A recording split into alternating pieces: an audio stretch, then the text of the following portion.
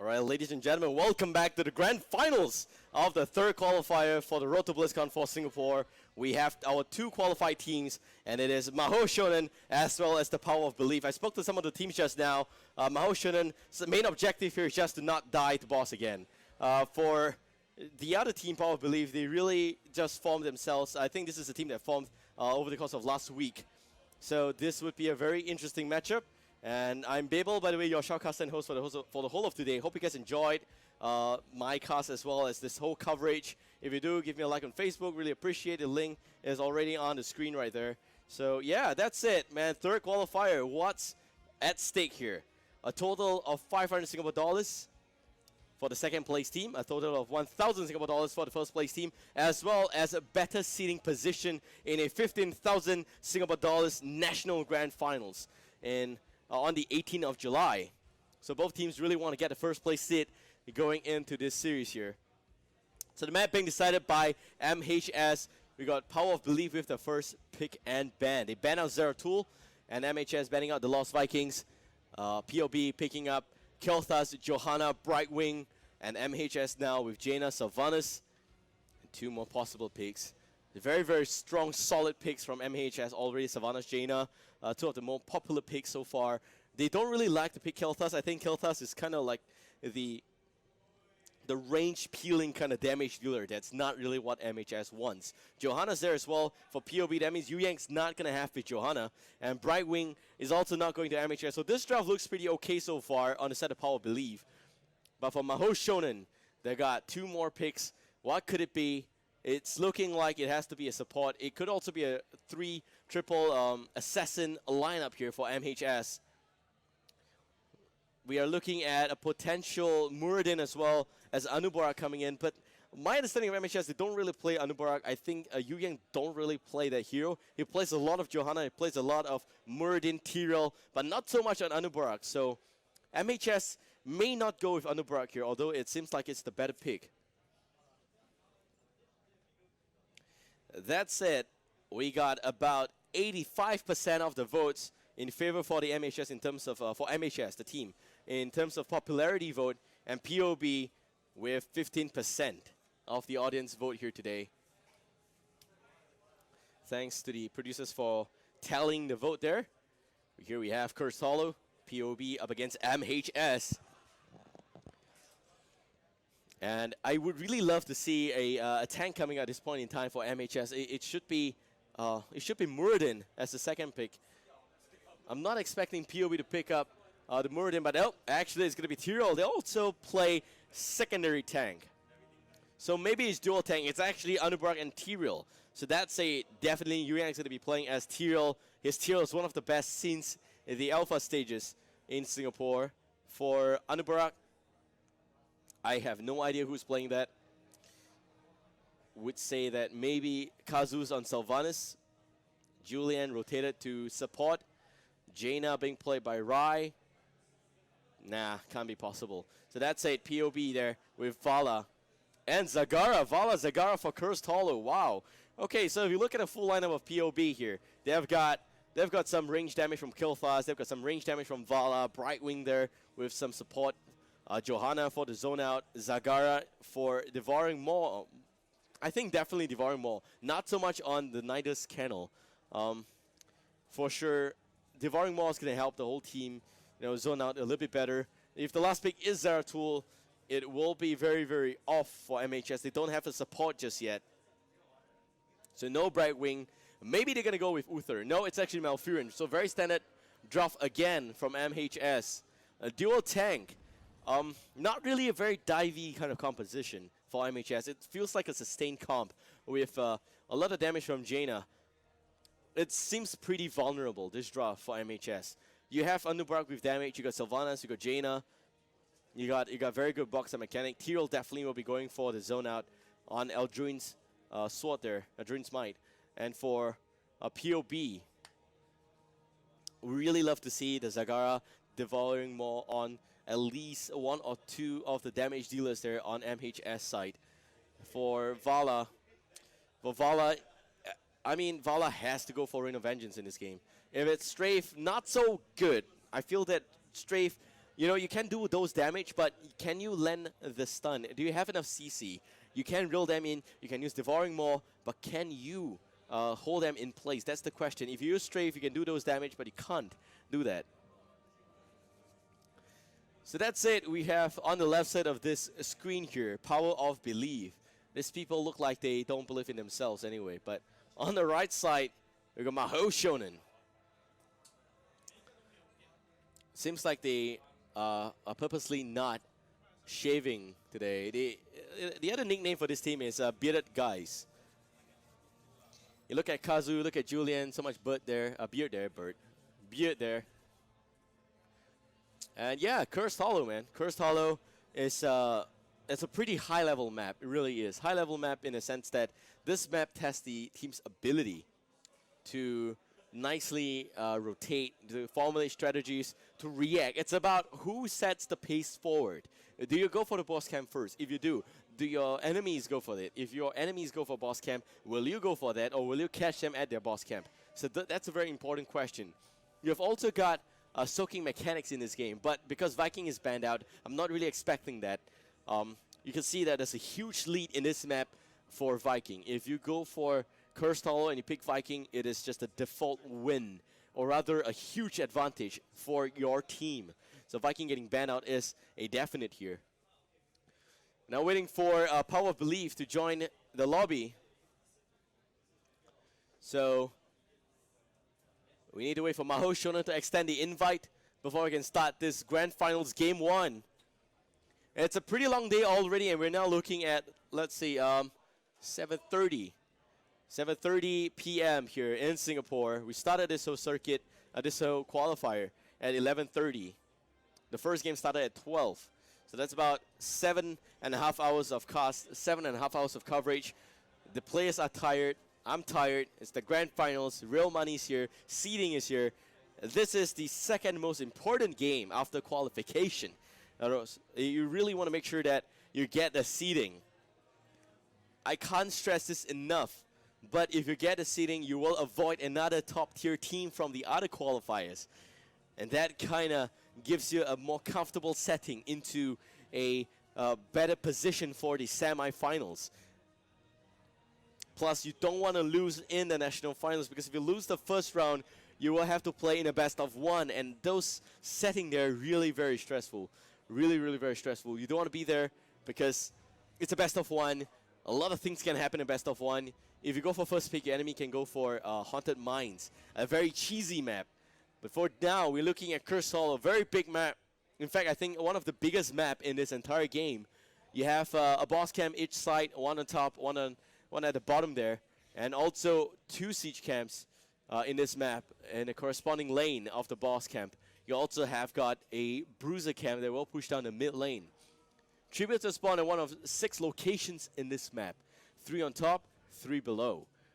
Also, if you realize here, it's kind of symmetrical in the sense that the layout in which this particular map is being designed, you have got at least, I think, advantage on both left and right, equally distributed. So far, it's one of the more interesting maps. It's one of the most interesting maps because of the fact that it tests a lot on the team's ability to rotate, on the team's ability to move around. Let's see how it goes.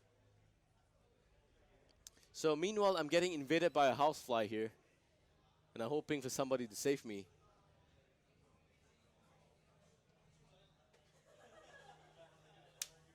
And yep, we are all trying to catch the housefly, guys. Sorry if you're not responding. All right, so joining the lobby again. We've got a new lobby invite, and they're just getting into the lobby already. In there versus Power of Belief.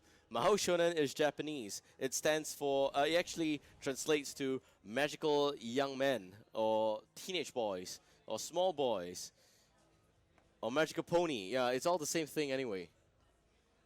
So, yeah. Man, Yu Yang, Virgilus, Julian, Kazu, as well as the missing piece. Let's see, Rai. Yeah. Is they all getting ready? We'll be going into this game real soon. They're just getting prepared already. So best of 3. It's a very standard setting here. Cursed Hollow best of 3. The next team will be deciding on the map for the next one. But yeah, it's a different process here for SEA. We don't let the loser choose the map necessarily. It's a flip between the decision of map pick or first pick between the first and between the team who won the coin toss and the other team. So we kind of flip that around. And if your enemy is the one that that picks the map, then you will have first pick. If your team picks the map, they will get first pick. The decision rotates, so it's possible to have 2 first picks. It's possible to have 2 map picks. So this time around on the blue team, we get Mahou Shounen. And behind me is a green screen, by the way, in case you haven't realized. Okay, they're going to sort that out. Kazu playing as the Anubarak Yu Yang onto the Tyrael. Julian playing as the Malfurion. Rai onto the Sylvanas Los Bananas. Virgilus playing as Jaina. And on the red team, POB, Anthony Scene as the Brightwing, Fury Boy onto Kilthas, Germing onto Johanna Las Banales, Mr. Deja Vu as Vala, and I kind of left him out, but Dino163 will be the Zagara. For this particular game, let's look at the talents right now. We're looking at Siphoning Arrow being pumped up by the red team. Again, I don't like this. It allows Vala to stay alive a little bit longer, but unless you also want an alternative level 13 talent picker, this one here may be a bit of a trade-off in terms of range, and you may not slow your enemy enough, so I don't like that. We have Reinforced, which is okay for this map. You're not expecting to push. You're not expecting a lot of sieging. You've got a Specialist on your lineup. That's good. Mana Addict, Reconstitution, as well as Scouting Drone. And for the blue team, Conjures up straight. We also got Deep Chill and the Beetle Anubarak, plus a bit of a tank on Yu Yang for Regeneration Master. Not a pure dive comp, and with the win up. So it's going to be a 3-man down south pushing the bottom lane for the blue team. And red team is going to try and react to that. In terms of level, it's still very split down the middle. We got 2 tanks at the mid lane. I kind of think that Kazu's going to have the slightly better advantage here. And Yu Yang at the top lane should be in a bit of a trouble against Mr. Deja Vu. It's a range assassin at the end of the day as well. Julian is playing Malfurion, so he's not playing a Specialist here. It's actually not going to be him. It's Rai. So Rai playing as the main damage dealer, Virgilus also the secondary one. Or rather the other way around, we got Virgilus as the main damage dealer, Rai with a bit of extra damage as the Specialist. And this kind of a rotation seems quite well for me. Kazu can play anything actually. So it's a very flexible role for them. Level 3 each side, 6 forts still up and alive. Waiting for level 4 right now. 3-man on the bottom lane here for the blue team. And we've got Brightwing as well as Zagara. Fury Boy swings by. And if you look at the pressure being applied here, you don't see a lot of ammunition going down. Mainly because of the fact that Fury Boy's here with those flame strikes to negate the push. They need to find another lane to push if they really want to break through. For the mid lane now, we've got Johanna here at about 75% health. Impale goes in, and Kazu goes down for the connection as well. And Iron Skin being used. That's going to be Germing dropping really low. Germing goes down. And that's the first kill of this game. We look at level 4 right now, Puncturing Arrow. That's a must pick. If you're going for Siphoning, might as well go for Puncturing. Loss of Hope, Gathering Power, and Venom Spines, Protective Shield, standard stuff on the red team. For the blue team now, we see Protective Shield, Snowstorm, Legion of Beetles, Amplify Healing, and Venom. Again, very standard talents being picked up by the blue team as well. So nothing really unorthodox happening, in case that's what you're really worried about.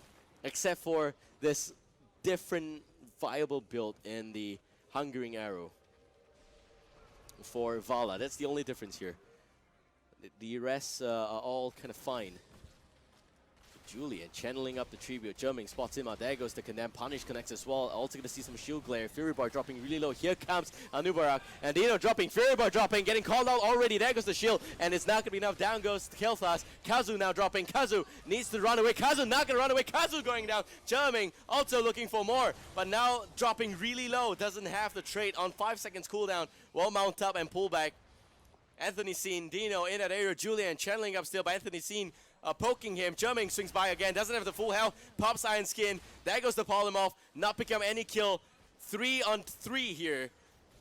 The rest of them not in this area. Yu Yang soaking top lane EXP, by the way. And the first tribute will go to the red team in exchange for half a level lead here for the blue. Fury Boy soaking up the mid lane. They need to make sure that they're soaking lanes. They're not really doing that. So good rotations coming out from the red team. Jumping swings back up to the mid lane here to soak that lane. Top lane still not really getting that EXP, but then again, both teams are not invested in that interest. Yu Yang spots out a Bruiser Cam attempt by the red team. Oh man, maybe they're gonna heal up already. Fury Boy, Leash goes down. The effect not gonna be long though. There goes the Flame Strike. And it seems like the Bruiser Cam will go to the red team at the end. They trade that again for an extra 25% EXP on the blue. So right now, blue team has got a slight EXP lead. Tribute's gonna spawn. This is the one the blue team really needs to get. If not, they may have to fight a level 10 for the third one. And they don't want to lose that one there. Red team also want to make sure that they force the extra lead that they have with the first tribute. Virgilus in position. Frostbolt not going to connect. Also going to see the Impale coming out here from Kazu. But not doing anything after that. We'll talk about talents a little bit later. Don't worry. Anthony Scene with Polymorph. There goes the Shield Glare. Yu Yang swings by. There goes Eldrain's Might. But Yu Yang not teleporting to it. Not going to do that. Wasting more time. And meanwhile, Savannah soaking the bottom lane. Virgilus now getting a bit of aggression from Jerming. There goes the Iron Skin. Fury Bar dropping. Kilthas goes down. And Kilthas is gone. Blue team wants to go in to dive a little bit more onto Dino, but they are 4 versus 4. Anthony Scene dropping really low. Anthony Scene getting stunned quickly. Also, Kazu, nice impale. That's a Jerming has got condemned, but not much damage left. Dino dropping really low. Kazu with again another barrel stretch, and we'll pick up the kill at the end. Mr. Deja Vu not dying there. 3 goes down in exchange for nothing and 1 free tribute for the blue team. Oh boy. What a position for them in a blue team perspective. Let's check in on the replay right now before I talk about talents. This is exactly what happened. Fury Boy channeling up. I think he voluntarily canceled, but it doesn't matter because the Eldrain's Might is going to buy the team more time. They're dancing around. They're buying a lot of time for Sylvanas, who is pushing the bottom lane, by the way. This is where you see Jermaine getting stunned up there. Iron Skin popped a little bit too early, and Fury Boy left wide open. Yu Yang went in, Kazu went in, good pickoffs by Virgilus as well. And this is where Anthony Scene drops. And Vala just not enough damage. This is why you go multi-shot build, because you can try and do a little bit more AoE damage. Hungering Arrow, not the best of all. That's it, back to real time. We're looking at level 10 up already on the blue team. In terms of heroics, we see Tranquility, Water Elemental, Web Blast, Judgment, and Wielding Arrow. The rest of the talents looks pretty normal so far. We got Enduring Growth as well as Frostbitten to stack with the first one, Deep Shield for Jaina. Jerming not going to connect on that Condemn. And you're also going to see better momentum up on Tyrell. And Unstable Poison for Sylvanas. And for the red team, still at level 9.4. Wanting to get a level 10 as soon as possible. A repeating arrow is a must. But can they do enough damage here? They need Kilthas at level 16, remember, for them to do enough damage. Kilthas has got that increased range on Flame Strike at level 13. At level 16, it applies Leaving Bomb, which is more damage. It could also be a Chain Bomb pick here for POB, we'll see. But it's better momentum for Johanna as well as Fusion Bomb, which is the standard pick for level 7 talent. A better momentum up on Zagara as well. And hold that taut. A nice Iron Skin by Jerming. He's going to be fine. We got Gust of Healing, very standard. Brightwing again. And in terms of hero, we got Devouring Maw, we got Phoenix, we got Blessed Shield, we got Rain of Vengeance, and Blink Heal. So waiting for an epic setup by the red team. 2 tributes out for the blue. Looking for the third one, maybe possibly the first curse for them. Impale connects. Tribute not spawning just yet. And Johanna setting up the positioning for the team. Very disciplined, but Jerming dropping really low. The healer not able to do much of anything. There goes the silence. White Blast connecting on the healer. Jerming goes down. Nice gravity lapse, but not enough. Also, there is one hero, Anthony Scene. He can blink heal, but there is no ally in the vicinity. So left for dead for sure. Brightwing's gone. Meanwhile, Zagara goes down to Yu Yang. I think he bursted him down by himself. Yu Yang, man, just a muscle man. The team needs right there. Heavy lifting. Picking out Zagara. Who needs damage dealers? Let's check in on the replay right now. So Kazu, great impale. You can look at his positioning really good. But there's just so much burst coming out from Blizzard, from Virgilus doing all that damage there, and Sylvanas was just behind, doing a lot of damage with the wind, Withering Fire, increased range for that, and that's basically it. Now level 13 against level 11. We have a level 13 talent being picked up here. Life Seed. I'm not expecting String Ray, I'm not expecting Ice Block, so Life Seed is a definite pick here for Julian, for Malfurion. Sprint up on Jaina, as well as Burning Ridge and Imposing Will, plus Evasive Fire. Now, Yu Yang really loves Imposing Will. It is a skill that actually allows the enemy to get slowed if they do attack the Tyrael while he is shielded. It's a bit of a problem, really, because no one's really going to aim Tyrael. I don't like this, and I have my reasons, but I think that this is still kind of viable to a certain extent. Hopefully, they don't zone in on Tyrael so much. If they do, it's a big problem for the red team. So we got POB pulling back at level 12 and level 14 up on the blue team. That extra talent is going to help them a lot. Sylvanas, by the way, with Evasive Fire. So that is the hunting talent for Sylvanas. Kazu. Oh, you better don't die the boss here. So we got everybody just rotating. 1 kill against 9 kills. Seems like MHS is in a great spot. Kazu gets spotted out, gets hexed out instantaneously. There goes the Ring of Vengeance, but also Kazu with a nice power charge stays alive. Now here comes the Willing Arrow, connects on 4. Everybody gets silenced. Nobody talks here. Jumping now, gonna try and pull back. There goes the Devouring Maw connecting on more. Jumping again, Condemn connects, but not enough for a kill. Dino dropping really low. Anthony seen behind there after the web blast. Mr. Deja Vu goes down. Yu Yang doesn't care about a tower. He just wants the kill. 4 men down. The power of belief there. And Mahou Shounen taking down the gate as well as towers. Will be pulling back. It was a great opportunity to pick off Kazu, but it just didn't happen. Let's see if we can get a replay ready for that. So here we go. Anthony seen, great position. A nice 3-man silence, but the best showstopper here is the Willing Arrow. So great Willing Arrow by Rai. Great job there. 4-man silence, a lot of AoE damage. Anthony seen actually getting web blasted behind there. And will die at the end. Yu Yang even picking up the kills behind the gates. It's like he doesn't care. He really doesn't. So Tribute spawning. We have 1 out of 3 for the red team. 0 out of 3 for the blue. It's going to be the 4th Tribute for them if they pick it up. They've got 1 curse already. That explains the level lead.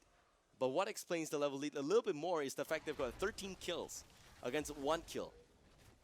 If you look at the amount of EXP soaked here, let's pull out that graph for you guys. Okay, we got 9,000 EXP soaked by Tyrael. And this is because, maybe 10,000 now, he's been soaking the top lane. And that's a lot of EXP. Remember, the red team had a very bad rotation in the early stages there. They wanted to fight for the tribute so much, but they're just not able to secure more than 1 tribute. And Yu Yang was just, soaking the top as much as he can. The boss coming out, great for the blue team just now. Anthony seen, a little bit of trouble there. There goes the Blink Heal. And a Judgment onto the Brightwing. They're also going to see some stuns go down. Devouring Maw connecting onto Jumping. In a bit of trouble there. Going to try and pull back. There goes Condemn. Also going to see the Phoenix come out for the red team. But 3 men down. Mr. Deja Vu pulling back. Vala dancing. Getting impelled from below. Kazu wanting to kill. Dino with a bit of a sidestep there. Will avoid the entangling route. And Mr. Deja Vu cut off away from his very own fountain. Right now. Pulling back. Here comes the extra Banelings, but no centrifugal hooks, which means that it does have a little bit of a normal range here for the Zagara. Still 1 talent down. Double Blood for Blood, Numbing Blast, Tenacious Roots, Cold Embrace. That's a lot of damage on the blue team right now. Heroics all on cooldown for them. They're all going to pull back. Red team losing the mid keep there. The bottom keep going down as well. They are so far back in this game. 3.5 levels down. 1 whole talent gone. Blue team may get level 20 first if this goes on. So 16 kills against 1 kill. Mahou Shounen with all those magic there, as the name implies. Doing a very good job pushing all 3 lanes.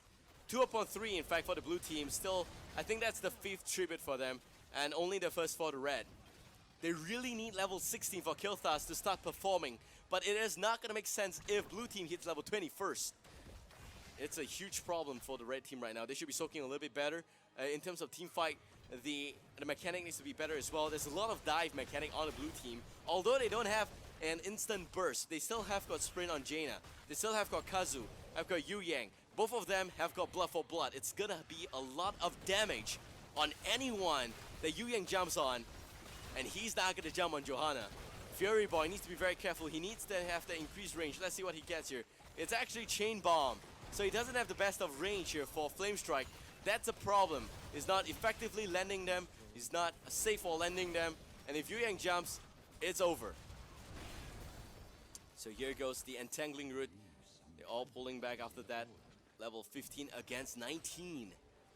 Speaking of level 15, the talent on the red team, we got multi-shot. So if you're going Frost Shot, you really want to have the Composite Arrow as the first talent. Increased range plus slow stacks really well. A Burning Rage up on Johanna, Chain Bomb up, Mutalis, which is a lot more damage, Sprint, and level 16, let's see what it is. It's actually still going to be Ignite, which is good. I actually thought level 13 is important for increased range on Flame Strike, but Kel'Thas is not going to go for that. Tumble, it's the only natural pick here if you're going Hungering Arrow build. And Imposing Presence is pretty strong as well for Johanna. We got Brute Expansion, which is double Hunter Killer, a double Mutalis in fact for Zagara and Criterize. So in terms of talent choices, okay, Vala's talent choices could have been slightly better. Slightly better, but in that sense I think that Kel'Thas talent choices also could have been slightly better. I think Chain Bomb would be a lot more damage, but you're dying before you're doing any damage. We check in on the chart here. Kel'Thas is only doing 8,000 hero damage. That's very, very low. That's as much as Johanna. Even the woman is doing a lot more damage than he is. Jumping now, pulling back. Pops the Iron Skin. 20 seconds cooldown. There goes the Web Blast. And there goes the silence on Kel'Thas. Kel'Thas a lot of trouble. Kel'Thas goes down. And Brightwing gone as well. Jumping, pulling back. Not able to do so successfully. Will go down Dino. Dropping to just about 5% health. Julian with the heals. Marching onto the core. Level 10 against 16. Oh man, Kazu still wants to pick up the kill at the end here, and the core will go down. Mahou Shounen with one game up against POB. That is just such an unbalanced game. It is really talent choices not the best for the red team. In terms of fight positioning, they got jumped so much by Tyrael as well as Anubara. Kazu and Tyrael doing a lot of damage. They actually did a total of 17,000 damage each. So let's look at the replay right now, the last fight there. So 5 men still alive on the red team. Web Blast onto the Brightwing. They nicely, nullify that. And that kind of ensured that the whole team gets bursted down. They don't have enough CC. Devouring Maw only on Yu Yang. Could have been a lot better. But Mr. Deja Vu with what looks like Reign of Vengeance here. The whole plan of the red team really is one good Devouring Maw, Reign of Vengeance, and then you have also a lot of AoE damage with Blast Shield, Johanna setting it up for Zagara's Devouring Maw, Phoenix coming out after that. But unfortunately, they're just always on the back foot because they get jumped on first.